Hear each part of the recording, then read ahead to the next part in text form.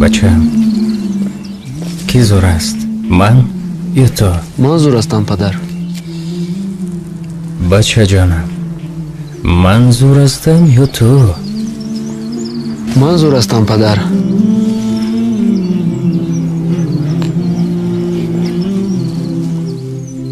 بچم نقص فکر کن. من زور هستم یا تو؟ شما زور هستید پدر.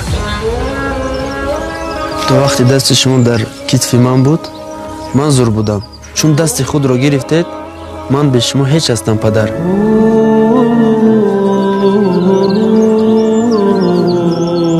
پدر سرور، پدر رهبر، پدر تقدیر جنبان است.